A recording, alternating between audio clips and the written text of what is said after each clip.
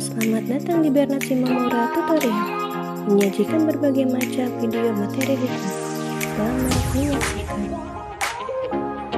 Hukum perjanjian. Topik ke-19 dari 50 topik. Akibat suatu perjanjian bagi pihak ketiga. Perikatan hanya mengikat pihak yang melakukan perjanjian. Jika Widya dan Yeyen melakukan perjanjian jual beli motor, maka perjanjian tersebut hanya mengikat Widya dan Yeyen. Tetapi dengan adanya Aktio Pauliana, maka perikatan antara dua orang dapat diintervensi oleh pihak ketiga. Jual beli antara Widya dan Yeyen dapat dicegah oleh pihak ketiga seandainya pihak ketiga tersebut berada pada posisi dirugikan atas jual beli tersebut. Lantas, apakah dimungkinkan perjanjian dilakukan oleh dua orang, tetapi untuk mengikat pihak ketiga? Perjanjian antara dua pihak yang dilakukan untuk kepentingan pihak ketiga diatur dalam 1317 KUH Perdata. Pasal 1317 KUH Perdata merupakan pengecualian asas kepribadian atau asas personalia yang menyatakan bahwa seseorang membuat perjanjian hanya untuk kepentingan dirinya saja. Adapun bunyi pasal 1317 KUH Perdata sebagai berikut. 1. Dapat pula diadakan perjanjian untuk kepentingan pihak ketiga, bila suatu perjanjian yang dibuat untuk diri sendiri, atau suatu pemberian kepada orang lain, mengandung syarat semacam itu. 2. Siapapun yang telah menentukan suatu syarat, tidak boleh menariknya kembali, jika pihak ketiga telah menyatakan akan mempergunakan syarat itu. Penjelasan pasal 1317 KUH Perdata, dapat pula diadakan perjanjian untuk kepentingan pihak ketiga, bila suatu perjanjian yang dibuat untuk diri sendiri, atau suatu pemberian kepada orang lain, mengandung syarat semacam itu. Contoh 1, Zainul ingin memberi hadiah kepada Andini. Zainul memutuskan membeli tas kulit domba seharga Rp1.600.000. Zainul menghubungi Basman sebagai penjual tas kulit. Transaksi pun dilakukan, Zainul membayar Rp1.600.000 kepada Basman dan mengatakan bahwa tas tersebut akan diberikan kepada Andini. Basman setuju dan mengirimkan tas kulit tersebut ke rumah Andini. Pada contoh di atas, pihak yang melakukan perjanjian jual beli adalah Zainul dan Basjaman. Tetapi transaksi tersebut mempunyai akibat bagi pihak ketiga yaitu Andini yang menerima akibat yaitu mendapatkan tas kulit yang diberi oleh Zainul. Apakah yang dilakukan Zainul tidak merugikan Andini? Jika Andini merasa senang dengan pemberian tas tersebut, maka yang dilakukan Zainul tentu saja tidak merugikan Andini, bahkan memberikan keuntungan bagi Andini. Tetapi bisa saja, dalam hal-hal tertentu Andini merasa dirugikan dengan pemberian tersebut. Misalnya, Zainul memberikan tas tersebut karena Zainul menyukai dan ingin melamar Andini menjadi istrinya, sedangkan Andini tidak menyukai Zainul, atau Zainul adalah pengusaha, sedangkan Andini adalah pejabat di kantor pemerintahan. Zainul memberikan tas tersebut agar proyek tender di kantor Andini dapat diberikan kepada Zainul. Jika Andini menolak pemberian tas tersebut, kepada siapa Andini harus mengembalikan tas itu? Andini dapat mengembalikan tas tersebut kepada Zainul sebab meskipun tas tersebut diantarkan oleh Basman, tetapi hak milik tas tersebut ada pada Zainul. Dalam konteks pemerintahan, perjanjian antara pemerintah, pihak pertama, dengan pihak kedua dilakukan untuk kepentingan pihak ketiga yaitu masyarakat sebagai penerima manfaat. Contoh 2, perjanjian antara pemerintah Kabupaten Humbahas dengan perusahaan swasta untuk mengelola pengadaan air bagi irigasi sawah di beberapa desa. Di wilayah Kabupaten Humbahas, air irigasi selalu menjadi sumber pertikaian antar warga. Tak jarang bentrokan fisik terjadi ketika warga membendung air sungai sehingga tidak mengalir ke satu desa dan hanya mengalir ke desa lain. Untuk mengatasi masalah ini, pemerintah Kabupaten Humbahas bekerja sama dengan perusahaan swasta membangun suatu waduk penampungan air. Waduk ini terisi air pada waktu musim penghujan. Pada waktu musim kemarau, air waduk dialirkan ke sawah-sawah penduduk. Dengan adanya waduk penampungan air ini, maka sawah milik warga di beberapa desa selalu mendapat air, baik pada musim penghujan maupun pada musim kemarau. Dalam hal ini, perjanjian dilakukan oleh pemerintah Kabupaten Humbahas dan perusahaan swasta untuk kepentingan pihak ketiga yaitu masyarakat. Masyarakat diuntungkan karena tidak bertikai dan berebut air irigasi dan sawah menjadi lebih produktif. Contoh 3, perjanjian antara Dinas Pendidikan Provinsi Sumut dengan perusahaan swasta yang memberikan beasiswa bagi anak-anak SD, SMP, dan SMA di beberapa kota. Dinas Pendidikan mengajak perusahaan swasta di Provinsi Sumut untuk memberikan CSR, Corporate Social Responsibility, yaitu sebagian keuntungan perusahaan yang disumbangkan kepada masyarakat. Salah satu bentuk CSR adalah dengan memberikan beasiswa bagi siswa sekolah yang tidak mampu.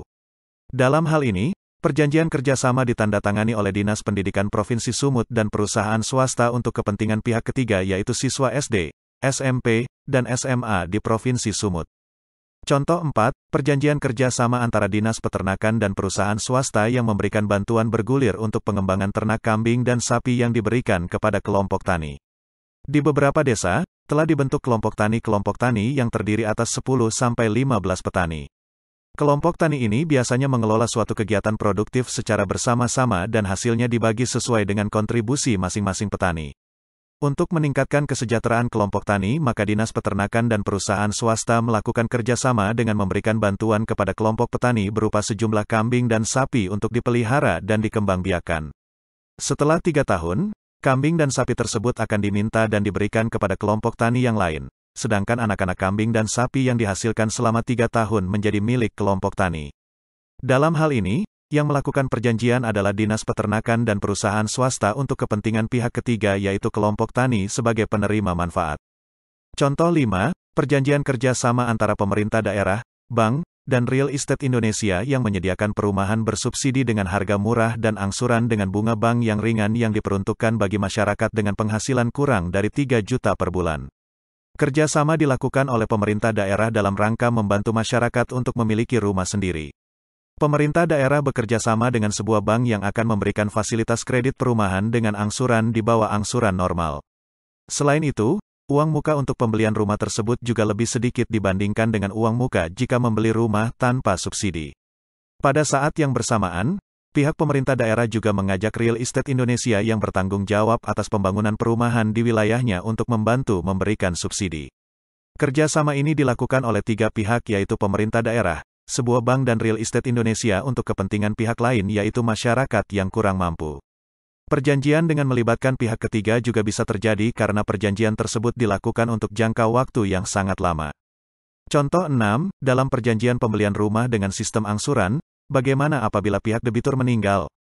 Maka hak dan kewajiban akan beralih kepada ahli waris. Perjanjian yang diperuntukkan bagi pihak ketiga lazim ditemui dalam perjanjian asuransi jiwa. Contoh 7, Hairul adalah pekerja pada perusahaan pengeboran minyak lepas pantai. Gaji Hairul relatif besar, tetapi risiko kerja Hairul juga relatif tinggi.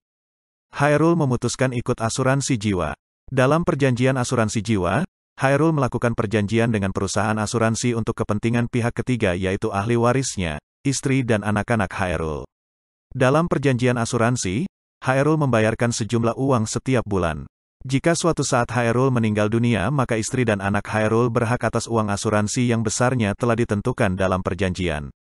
Siapapun yang telah menentukan suatu syarat, tidak boleh menariknya kembali, jika pihak ketiga telah menyatakan akan mempergunakan syarat itu. Contoh 1, Umar menjual kambing kepada Tony. Tony membayar sejumlah uang kepada Umar dan mengatakan bahwa kambing tersebut akan diberikan kepada Pak Anwar. Tony mensyaratkan bahwa kambing tersebut akan digunakan Pak Anwar untuk menyantuni anak yatim piatu di panti asuhan milik Pak Anwar. Pak Anwar menyetujui persyaratan Tony. Setelah Pak Anwar setuju dengan syarat yang diajukan Tony tidak bisa menarik syarat tersebut. Mengapa? Sebab ada kemungkinan, setelah mendapat tawaran dari Tony, Pak Anwar segera mengumumkan ke anak-anak di panti asuhan bahwa akan ada acara makan-makan daging kambing. Jika Tony menarik syarat yang diberikan maka bukan hanya Pak Anwar yang dirugikan, tetapi juga orang lain, anak-anak panti asuhan, yang terkait dengan syarat-syarat tersebut. Contoh 2, Dian menjual mobil kepada Eko. Eko membayar sejumlah uang kepada Dian dan mengatakan bahwa mobil tersebut akan diberikan kepada Farid. Eko mengatakan bahwa mobil tersebut boleh dipakai Farid sebagai mobil rental, sewaan. Farid menyetujui persyaratan Eko. Setelah Farid setuju dengan syarat yang diajukan Eko tidak bisa menarik syarat tersebut. Mengapa? Sebab ada kemungkinan, setelah mendapat tawaran dari Eko, Farid bisa saja keluar dari tempat kerjanya dan bersiap-siap untuk mendirikan rental mobil. Jika Eko menarik syarat yang diberikan, maka hal ini sangat merugikan Farid. Demikianlah materi topik ke-19 Hukum Perjanjian. Channel ini membantu masyarakat umum untuk menambah wawasan, dan bagi para mahasiswa perguruan tinggi untuk membantu pemahaman kuliah. Ratusan video tutorial S1 Ilmu Hukum, S1 Ilmu Pemerintahan, S1 Ilmu Komunikasi, S1 Ilmu Manajemen, S1 Ilmu Administrasi dan lainnya disajikan di channel ini. Video tutorial dituturkan dan disubtitelkan agar dapat ditonton, dibaca sambil didengarkan. Jangan khawatir jika tidak langsung paham. Untuk pemahaman yang lebih baik, putar dan dengarkan video tutorial berulang-ulang. Subscribe dan like, agar Anda mendapatkan update tutorial lainnya. Bagikan juga link video ini, agar teman lain juga mendapatkan manfaat channel ini. Sekian dan terima kasih. Sampai jumpa.